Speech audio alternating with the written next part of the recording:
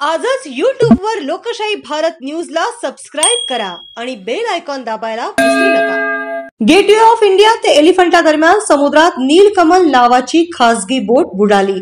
एका स्पीड बोटने जोरदार धक्का दिल्याने झाला अपघात। मुंबई समुद्रकिनारी असलेल्या गेटवे ऑफ इंडिया ते एलिफंटा म्हणजेच घारापुरी तालुका उरण या मार्गे समुद्रातून प्रवास करणारी नीलकमल ही खासगी बोट बुधवार दिनांक 18 डिसेंबर 2024 रोजी दुपारी 3:45 एका स्पीड बोटीने जोरदार अचानकपणे धडक दिल्याने प्रवासी बोटीत पाणी शिरले। पाणी शिरल्याने प्रवासी वर्गामध्ये एकच तारांबळ उडाली। जोरदार धडक दिल्याने प्रवासी बोट समुद्रात बुडाली। नेव्हीच्या स्पीड बोटनेही धडक दिल्याचे सांगितले जात आहे। सदर बोटीत 80 प्रवासी होते, त्यापैकी 77 प्रवाशांना वाचवण्यात यश आले आहे। या अपघातात एका व्यक्तीचा मृत्यू झाला आहे। भारत सरकारच्या संरक्षण विभागाच्या म्हणजेच नेव्ही स्पीड बोटीवरील चालकाचा ताबा सुटल्याने हा अपघात झाल्याचे समजते।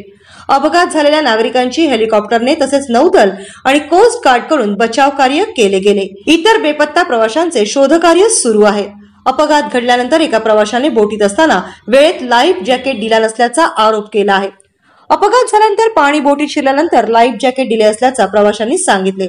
या संदर्भात नीलकमल या खासगी बोटीचे मालक श्री पडते यांनी सांगितले की एका स्पीड बोटमुळे सदर घटना घडली आहे।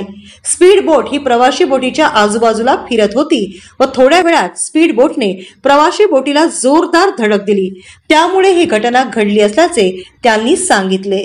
आजच YouTube वर लोकशाही भारत न्यूजला सबस्क्राइब करा आणि बेल आयकॉन दाबायला विसरू नका।